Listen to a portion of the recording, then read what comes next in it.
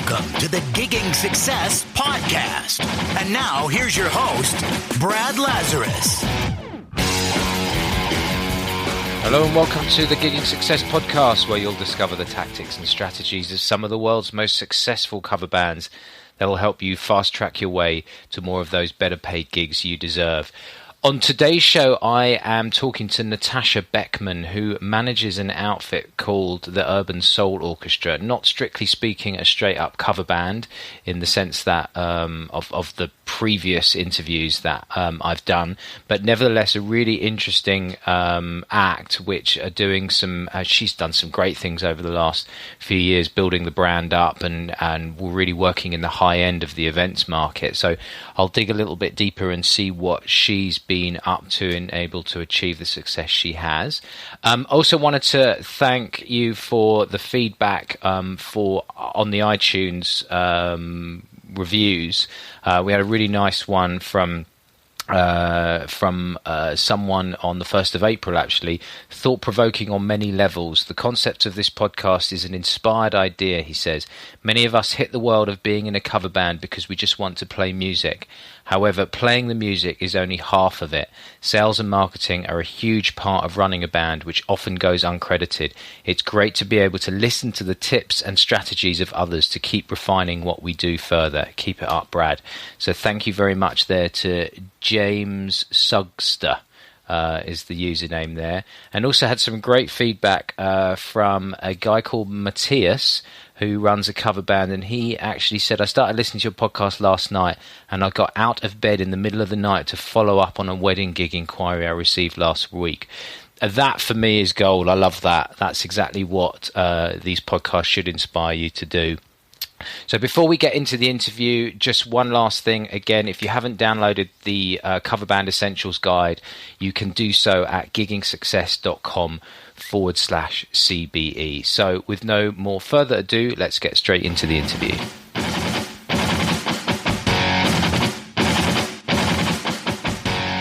So I am here today with Natasha Beckman, who manages a very interesting outfit, band, orchestra. She'll tell us how to describe it best, called Urban Soul Orchestra. So how are you, Natasha? I'm very well. How are you, Brad? Not bad, not bad. So I've known of you for quite a while, been very intrigued by what you've achieved with Urban Soul Orchestra. So maybe you could give us a little bit of a background. To first tell us what is Urban Soul Orchestra, because it's not normally what we do is talk to musicians in straight up cover bands, but this is something a little bit different with your act. So tell us a little bit, describe what it is for us. Yeah, we are a little bit different. That's why people often book us. We're basically a funky orchestra rather than a straight classical orchestra. And we have two different parts of our portfolio. One is music industry, where we're working with top artists doing strings for recording sessions, and then another part is more the event side of things. We're initially started as strings, and that is our USP, but we've developed it due to different requests that clients have made, and now we work with percussion, bass, DJ, vocals, and other musicians as well, and dancers too, actually, just so it's more of a show. Right. So in terms of, if I was to book you for a wedding, for example, or a corporate event, what would be your most popular lineup? Just to give us, so we can get a picture of what it is that we'd be booking there. I think the thing with us is it's quite diverse. We have about 8 different ensembles, and those cater for different parts of an event. For example, from a classical quartet for a wedding ceremony onto like a DJ set at night for dancing. So I think the thing with us is that quite a big variation of what we do gets booked rather than one thing being booked all the time, if that makes sense. Right. Okay. So how did you get involved with Urban Soul Orchestra then? Because are you a musician yourself? No, I'm not. I'm originally a curator. I'm from a visual arts background, but I've always worked representing artists and marketing artists. The only difference was I switched over to music, which was because back in 2007 I was visual arts curator and education programmer for a festival in New Zealand called Auckland Festival. You can probably hear from my accent that I'm not from here. And met someone called Nitin Sawhney, who's an amazing musician, and also his conductor, Stephen Hussey, and during my work at the festival, and basically followed them back to the UK. And Stephen and I now run Urban Soul Orchestra together. We still do a lot of work for Nitin actually as well. Okay, so you got involved with them, and then did you suggest to them that there was an opportunity in the corporate and private event market? No, it was the other way around, really. Well, two things. First of all, I came here right in the middle of the recession, so the work I could get in visual arts wasn't at high enough level for what I wanted to work at, basically. And it was a friend of mine who runs the Auckland Festival who suggested that I work with Stephen and transfer my skills over. So Stephen's a very talented musician. He started the orchestra about 20 years ago. The first thing he ever did was do the strings for a band called Soul to Soul on a couple of big tracks, Keep On Moving and Back to Life. So he'd been running the orchestra for a long time, as I mentioned, mainly focusing on recording sessions. But really, it comes from a musician perspective, not a business perspective.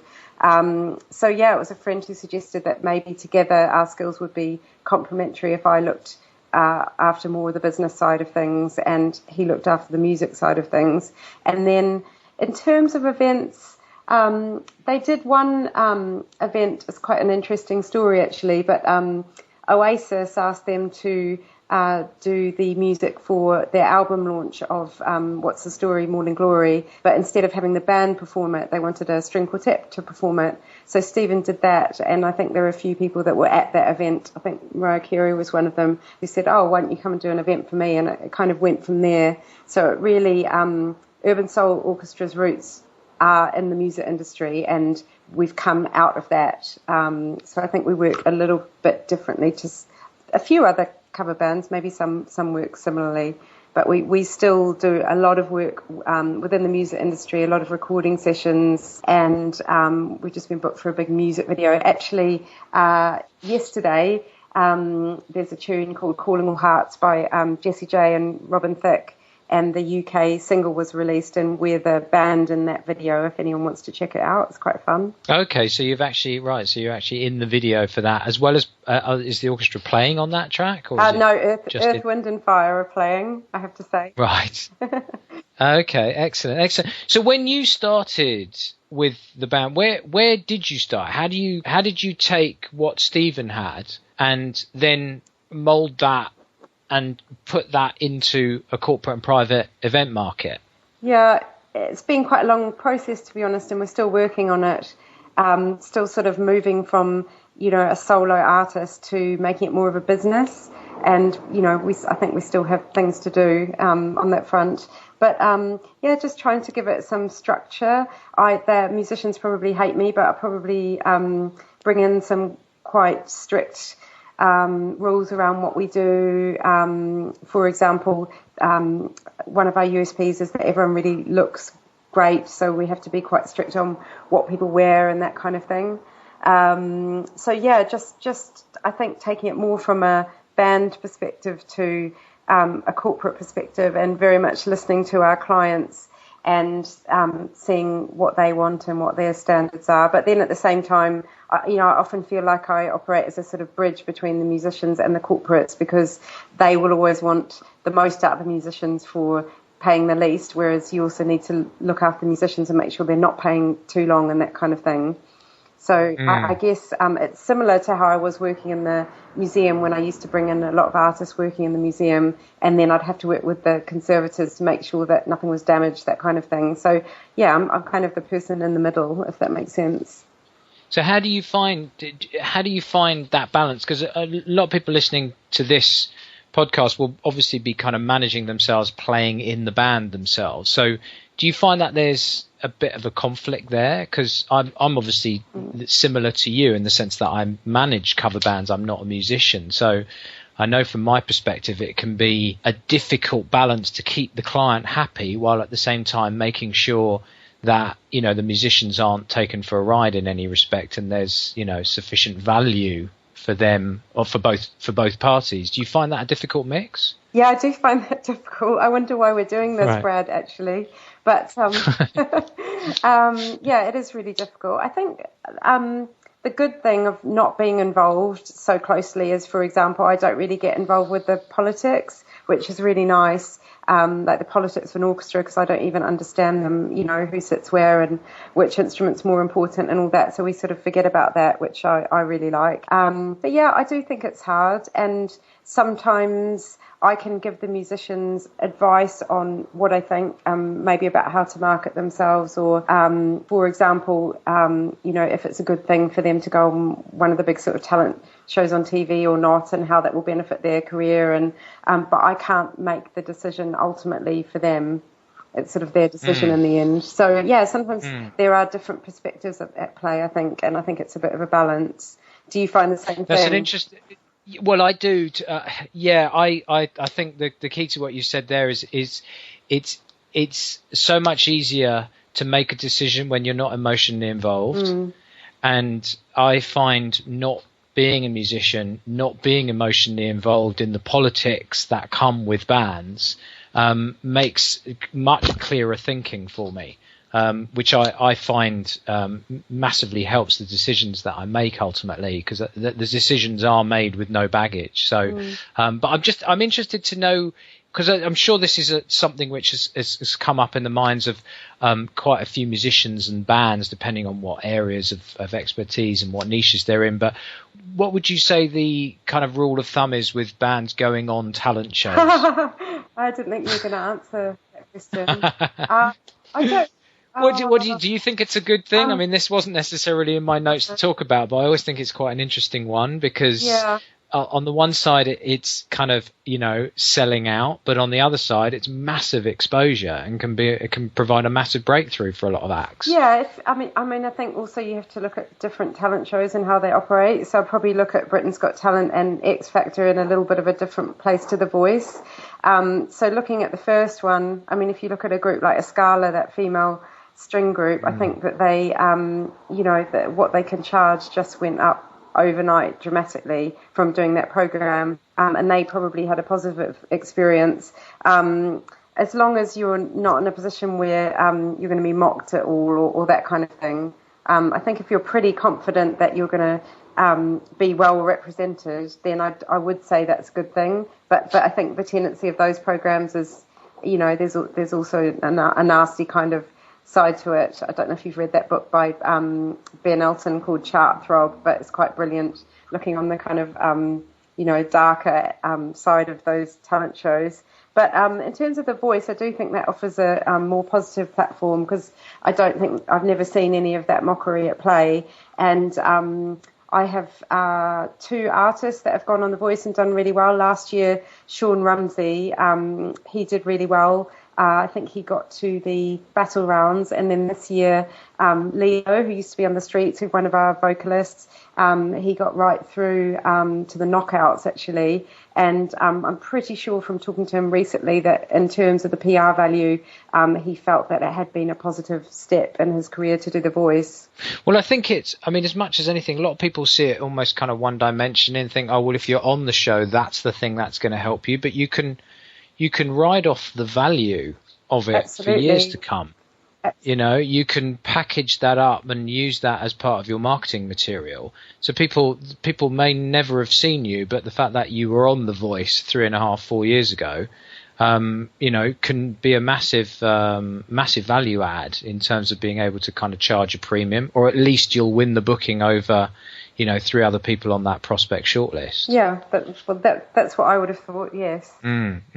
So just looking at your website, you've just go back to the Urban Soul Orchestra then. So you've basically got, what you've done really well, I think, is you've taken the orchestra and you've created kind of almost kind of sub-brands or little kind of packages. So on the website, you've got Chill Out, Acoustic Ensemble, DJ Set, Little Big Band, the Swing Band, and the Best of British. So has that all been a slow process bringing all that together, or did that all happen at one time? When I first started, we just had the acoustic ensemble. And what the acoustic ensemble was a string quartet with percussion and bass, which is quite a unique thing that Urban Soul Orchestra do. But yeah, it really was responding to demand and a client saying, I want this, or I want to bring in a singer, or can you do swing? Or so each time that happened, we would develop a new set. We are at the point now where, in order not to dissipate our brand too much, I think probably my next step for me is going to be representing individual musicians within the orchestra who have their own groups, rather than keeping on going back to Stephen every single time I have a new idea or a client wants something and saying, I need a whole new repertoire and band put together, because there's so much we can do while still being within Urban Soul Orchestra, if that makes sense. Right, okay. So you're actually kind of looking at the talent and the relationships that you've built within working with the orchestra. Yeah. And then looking to develop those into separate brands, if you like. Yeah, for about the past couple of years, I've been turning down work with a few different things that we just can't deliver, or giving work on to our musicians, which is great too. But it's probably a good idea if I put that into more of a business structure. Okay. So just on one of your Best of British. Now, the Best of British is basically a show which you'd effectively put together, which showcases obviously kind of British music. Is that right? How did that come about? Because there's an interesting story behind that. Yeah, so basically we were feeling a bit desperate because we had no inquiries for the London 2012. So it was my idea really, but I thought I'd make a product that was reasonably obvious for the market and that hopefully different people could use for their Olympic events. And so, yeah, we put together, it's really iconic British pieces arranged for strings. And then we thought about costumes. So all the girls wear little kind of Jerry Halliwell dresses and the guys wear sort of bowler hats and, umbrellas and braces and that kind of British look. And then did a video and did a photo shoot and sent that out just in time for the Olympics. But actually it was so successful that we were booked every night. So we were booked 17 nights of the Olympics. We had a 10-day residency at the Royal Opera House for BP, who was sponsoring the Olympic Journey, which was an exhibition they had there. And then we did events for Cisco for the opening and closing ceremonies in the Olympic Park. And then we also did some things for the Paralympics as well. So it was very successful. I think we just looked at, an event coming up, probably a bit like people are doing with the World Cup. And then, looked at what we could offer and how we could package that in a way that was pretty literal for event agents to understand how that would benefit their event. Right. So the reality of that is you've pretty much taken the what is kind of core to the orchestra and really just put a kind of veneer over the top of it. Not really. Unfortunately, I did ask Stephen to write an entire new set of music. So right, okay. So because you had him available to do that though, but ultimately you could have done that relatively quickly without as much work as he might have put in. Would I be right in saying that? Yeah, I guess from my perspective, it was giving it a name, thinking about costumes, thinking about how to get a video shoot done, how to get a photo shoot done, thinking about choreography, that kind of thing. So for him, that's how we work. I do the kind of marketing business side of things, and he's the one who writes the music. Excellent. Okay. No, I think that's a great use of just kind of thinking how can you get more from what you've got to satisfy a kind of a need in the marketplace now. I think that seems to kind of exemplify it brilliantly. So just from what you've done really, really well from what I can gather and off the conversations we had prior to this is you've got some amazingly fantastic deep relationships with the events industry and event planners in particular. How have you done that? How have you gone about that? And how long has it taken you to build those relationships? It's taken a really long time. I do know that sort of client relationships is something that I have some strengths in. When I was in New Zealand, I did a very good relationships right across the arts industry. The real problem for me moving to England was that I didn't have one contact, and also I was switching careers, so no one knew of me. So we had to build from the ground up, because Stephen has excellent contacts and reputation within the music industry, but they hadn't done much corporate event work. I think we were on the books of a couple of agents, but that was only with the acoustic ensemble, and we were just known as kind of strings for background music. So lots of different ways, really. I sort of, with marketing, I sort of believe in a marketing mix and believe in experimenting. So one way we did things was just literally to send out emails to people. And another way we did things was we went along to RSVP the first time just as punters, going to have a look. And then the second time having a stand. And I think we made quite a few contacts through that. So for anybody that doesn't know, I should say RSVP is like an industry trade show exhibition, which is what that is. But what you did, I mean, this kind of marketing thing can be overcomplicated sometimes, but what you did with your email campaign was really simple. What was that? Oh, well, a campaign's quite a fancy word for it, but I was just, sitting in England in October, I wouldn't really have called it a job by then, but trying to, get this thing together, and just would send out emails to people. And a funny story that relates to where I was last week, but I sent out an email. I was freezing cold. Still trying to adjust to the climate here, and sent out an email to an event agency in Morocco because I thought it looked really nice. And then we never heard from them.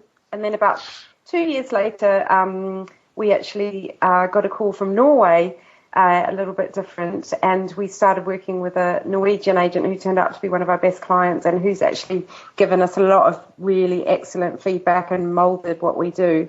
And about 3 or 4 gigs into it, I said, well, how did you hear of us? And she said, it was my friend in Marrakesh. So it was just that one email when I was feeling sorry for myself. And then just recently, we've actually started working in Marrakesh. So we did an event there last year, big 4-day wedding. And then we've just come back from another wedding. And we've got another pencil for October and another for next June. Wow, that's amazing. It just shows you, I think the lesson to be learnt there as well is so often we can kind of go, right, we need to get some gigs in. And you go and do some stuff that you think is going to get a result and nothing happens. But 3 months, 4 months later, you start to potentially see a return on the investment of the time and the activity that you've put in to try and get those gigs. And look, it took 2 years for that email to give you a return on the time you spent. Yeah, exactly. Which is great. Which is I think there's a real kind of, you don't get instant results in this game, I think. I personally don't. Particularly when you go to event planners. Sorry, what were you going to say? I don't think you do in any game. I'm just I'm Taurian, so I'm just a slow plodder, and I believe in many, many hours and a lot of hard work. And I think, maybe unless you're sort of an absolute musical genius and business genius, and unfortunately not all of us are. So I just think it's, a lot of hours. I do think it's a numbers game too. And I guess if I'm giving advice to people starting out, it's about not being disheartened when you don't hear back from people, and just keep on going if you believe in your product. And so how have you, when you say keep on going, what do you mean by that? Because what are you doing that is reminding your event planners, your database, that you are out there? What are you doing to make that happen? Well, when I was saying keep on going, I guess I was just saying, be persistent and be resilient, and especially in a market like it is currently in the UK with events, it's quite hard. So not to take things personally if, you don't get every gig that you're put forward for and that kind of thing. But in terms of keeping our clients up to date with what we do, we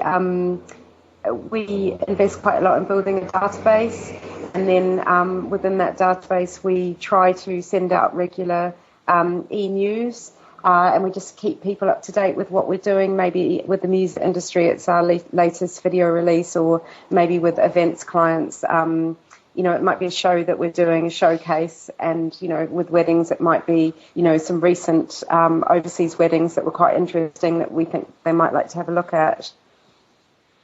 Right. Okay. So you're keeping up to date. And how often do you send that newsletter out? I'd like to do it quarterly for all the different sectors, but it's probably a little bit more sporadic than that. And we have found recently that it works quite well just to send out a quick kind of news shot rather than wait to have 15 things to say. When we sent out an e-news about the Jessie J video that I just mentioned, we got really positive feedback from events clients saying, I was just listening to that song on the way to work, and now I can tell people that this band that I'm putting forward for an event, actually they're the band in that video. So we think it was worth doing that at that time and making it shorter rather than waiting until a really strict quarterly newsletter deadline came out and then putting in 5 things, if that makes sense. Yeah, so you kind of up the frequency rather than waiting for 5 things to say in one email. Yeah. You send 5 separate emails. Yeah, if it's something important or newsworthy,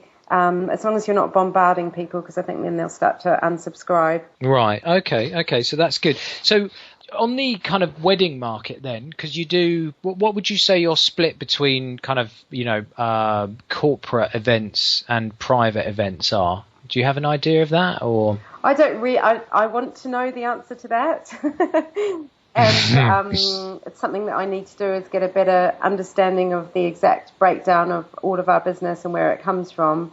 But I think it's probably about half and half, that kind of thing. Right. And how are you bringing in the wedding clients? Where are they coming from? Well, it's really interesting because, like I said, we don't invest hugely in marketing, but we tend to try a lot of little things. And but no matter what we try, I would say at least 80%. It's your fault I'm saying 80% because I just read the 80-20 marketing book that you recommended. Right, yeah. I'd say 80% would come from word of mouth. So, I believe that the best PR is how well you do on an event. And so really it's how well we do really brings us the future work in. And I think just going back to what you were saying before about how do I keep those relationships with events clients too, we really go out of our way to do a good job so that hopefully they'll book us again in the future. So your whole customer service approach is key. It's very important to me personally. It always has been. But I also think it's important for corporates and the very high-end clients that we work with. They are used to a very high level of customer service. If you kind of look at the hotels they work to stay at or even book their event at, you can imagine that they want that kind of thing from a band as well. So we do tend to go the extra mile.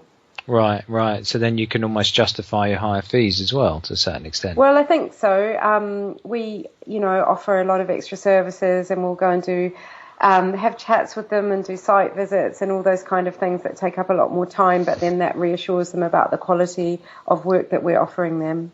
And did you make a decision to go into that higher end of the market when you first got cracking with this, or is it just naturally somewhere where you found yourself? No, I made a very strong decision. I just sort of decided that it would be better to be doing a few gigs a month and to be working in the interim on marketing and product innovation and that kind of thing, rather than be out every night, making £100 or something and not really getting ahead with the business at all. So it was a very definite decision. But we're always having to work on what we do to perfect it for that end of the market because it is very demanding. Yeah, so you have to have that time aside to be able to work on adding that value then. I think personally, yeah, and just to keep standards up. I think that you need to have time. But then that's what we chose to do. It may not be right for other bands. And for example, with my new agency, it may be slightly different as well. It's just the model that Urban Soul Orchestra chose. But also I think it does suit us as a brand because I think you have the elegance of the strings, but then we bring in really amazing artists like Leo, who I was just saying, just been on The Voice and that kind of thing. And so you sort of got a really nice celebrity value, but also a really nice sort of sophisticated elegance. And I do think that appeals to the upper end of the market. And it's something a little bit different, which they're looking for because, they've seen every band everywhere at the best parties and that kind of thing. Yeah, so they're almost kind of looking for something a bit different. They're almost kind of worn down by the next cover band that comes along. In a way, it's kind of I suppose it almost kind of washes over them in terms of impact, doesn't it? Yeah, I think so. Those types of guests, I should say, that are frequenting those higher end functions. Yes, I agree with you. Okay, good. So just finally then, because ultimately marketing a music product like this is kind of almost the same no matter what area you're in. The tactics are almost different, but the strategies are very similar. If you had a cover band, for example, just bringing it back to kind of the core listener here, what would you be doing? I mean, think about your agency at the moment. What are you going to be looking after? Any kind of cover bands there, or? Yeah, I'd say so. I mean, our cover band product is the little big band and the big band, so that is one of the things that we do. And yes, I would say that I will be looking after some cover bands with my agency. And what would you do? What's the first thing that you would do when you're looking to kind of market them? Have you got any advice for anybody out there as a first 1 or 2 steps? I do. I just got off the phone to one of our musicians who I'm hoping to represent, who has a jazz trio. But the first thing I need, if not a website, that's fine because I'll have my own website, but I need really good photos, a good blurb, and if possible, we didn't start with video. We had to invest before we got video, but if possible, video. So I need something, that's good, that helps me quickly sell them to event agents who don't have much time to scroll through a whole lot of stuff and just want it as literal as possible so they can go on with their busy lives. Right. So you've got the core elements of media effectively, which are then going to present to you're already one step ahead in the sense that you've got your potential client base, which is the database for Urban Soul Orchestra, effectively for the agency. Is that right? I guess so. Yeah. Right. So you're just kind of literally just kind of lay out this is what we've got effectively, and at least and have that media all nicely presented effectively. That's the kind of the key thing. Is that what's the next step past that? Are you looking to kind of generate leads in other areas for any of these? Are you looking to do? You've done AdWords, have you not? Yeah, I'm not an AdWords expert like yourself, Brad. It's just something I've had a little go at, but it's somewhere where I need to upskill, really, to be completely honest. Right. Is that on the radar at all, or? Yes, it is. I'm finding it a little bit difficult with time, and also I do find it quite mathematical, which is not my first strength, let's say, but it is something I definitely need to work on. But I have made some progress. I don't know if I should tell this story, but someone in our company had set up an AdWords account several years ago with even less knowledge of AdWords than myself. And it turned out that the most popular hit we were getting was for G strings. So I can confidently say that I have turned it round to the point where, it's vaguely okay, but we've got a lot more work to do on it. Yeah, well, at least when you found that out, you can only get better. I feel like we've made some definite progress. Yeah, it's good. Well, no, I actually noticed I was looking for G strings. Is that how you came across us, Brad? So I came across G strings years ago. I've been on AdWords for a long time. But I noticed actually the other day, I was having a look around at AdWords, and I've noticed you can now do AdWords on YouTube, but actually do the video ads. And I know most people only see the bigger brands doing video ads, right? But you can now very easily do video ads on YouTube. So anybody out there that's got a promo video, it's just it's the second largest search engine in the world after Google is YouTube. So there's massive opportunity there for people. Anyway, don't get me on AdWords. I'll be here all day. So thank you very much. We're at the end of time. That's been really useful. But I hope everybody's picked up a bunch of stuff there. Where can people check you out if they want to go and see what Urban Soul Orchestra is all about? Sure. Our website is www.urbansoulorchestra.co.uk. We're doing a major redevelopment of our website. It's pretty much a new website that should be launching in the next couple of months, hopefully.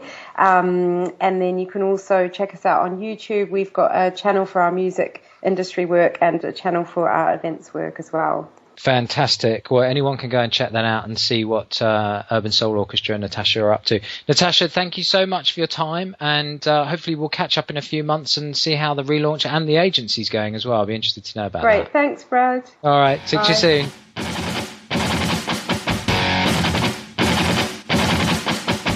So there it is, some really interesting stuff from Natasha. Hope you got a lot out of that. Some things that you can implement to get yourself more gigs as well. Just a quick final reminder, you can get the cover band essentials guide at giggingsuccess.com/CBE, and if you do get a chance to head on over to iTunes to leave a review, please do so. Thanks again, and I shall see you next time.